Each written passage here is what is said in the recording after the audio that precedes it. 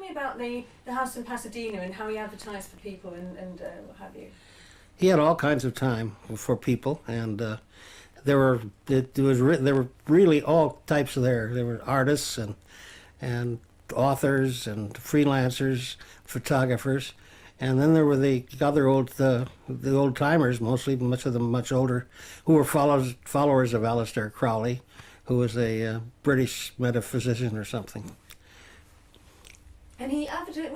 Tell me about the ad he used to put in the paper that you didn't. Oh well, he decided to open up. He had about a room for some vacant apartments up there, and so he converted them all. And then he had 19 apartments available, and so he put an ad in the paper says, "Must not believe in for tenants." And in those days, there was a tremendous housing shortage, and people just rushed anywhere to try anything. Anyway, he said they must not believe in God, or something like that. And it just attracted thousands of people, all of whom were insisting they were not religious and that. And that's where you met Hubbard. Tell me about that and what he was like, what you saw made of him.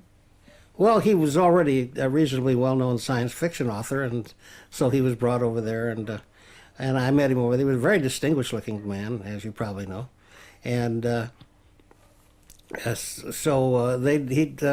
Parsons had invited him in with great, and of course immediately Hubbard glommed on to Parsons' girlfriend. Parsons didn't believe in marriage, but he had this beautiful young lady living there who was his girlfriend, and everybody knew it. And Hubbard immediately glommed onto her, and eventually the whole place just sort of tore apart because of the big romance between he and Sarah. So things were pretty touchy there, and I think that's what led him to run out the apartments. Just tell me about what he was like. I know you mentioned to me he sort of liked to be centre of the stage, a lot of stories. What did people make of him, and what did you make of him? Well, I was never drawn to him, but he told these, he'd been in the Navy, and he told some of these huge stories. There was a couple of them, one about a polar bear on a destroyer up in the Aleutians, and after he got through telling it, I said, "Geez, this author wrote that in a book about some," and he was big at that. He would always bring out other people's stories and adapt them as his own, and he in the center. And of course, he was always the center. He had to be the center. If he wasn't, he'd find some reason to be. He was always short of money too, wasn't he? Oh yeah, he didn't have much money, although you wouldn't know it. But he didn't have a car, for example, which is how I got. Sort of because I had a car, and I would take him around to see these various metaphysical religious groups that he was interested in. I think he wanted. Well, he did. He eventually did found a religion that was but he was picking up either he was going to take them over, or he was going to start something like that on his own. Just tell me about him. What do you think his ambition was with religion? What was he up to? To get as much attention, as many followers, and as much money as he could, and he did. And Scientology of course, it worked tremendously for him. It wasn't even Scientology then; it was Dianetics, and that was his the big first book, and it really sold. I think it was into the millions, as far as I know. But when you knew him, just tell me about how he was scouting around on religions and looking at them, and what you think he had in mind. Well, he would find some of the more extreme, or more successful here in L.A., and then he would go out and talk to the leaders, to the mental something.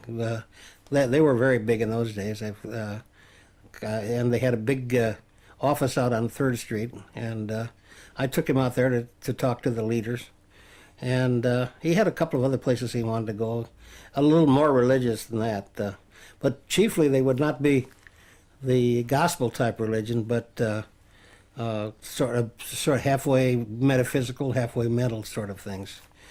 Yeah. But he was big on that. Tell me about Sarah and the trouble that caused. First of all, describe her for me, and then say what really happened between him and Parsons. Oh, she was a wonderful lady. She really was. Of course, she was relatively young then. And she was just completely talented, very beautiful. And she just seemed to know a lot about everything, and she was interested in learning about everything. But when Parsons moved in up there, when Hubbard moved in, then he sort of glommed onto her as the best-looking woman around, which he always did. And in almost no time at all, there was a huge, big cold spot in the house, and Parsons was hardly speaking, because I think she moved out of his room, and I don't know whether she moved in with Hubbard or not. I don't know, but anyway. At any rate, there was some sort of a split up, and she gravitated towards Hubbard, and that produced a huge freeze in that hugely warm, wonderful house, and people started moving out real fast. Now, Hubbard and Parsons were close, weren't they? At first, yes. Mm-hmm. Now, just tell me about the black magic things that used to go on. I think it was on a Friday, wasn't it? Tell me about the meetings and the sort of things you used to see. Well, I didn't go to any of them, but this was an Aleister Crowley group that Parsons was, and they were semi-metaphysical, and they had some pyramids that were sort of the center of theirs. The ceremony requires the presence of virgins and stuff like that, but I don't know how close they ever came to that. At any rate, there was some particular gospel attached to that. I did peek in on them once or twice, and they were sitting there discussing some metaphysical, but I never really wanted to know too much about it. Did they used to wear robes? Oh, yes, yes. Well, the leaders did.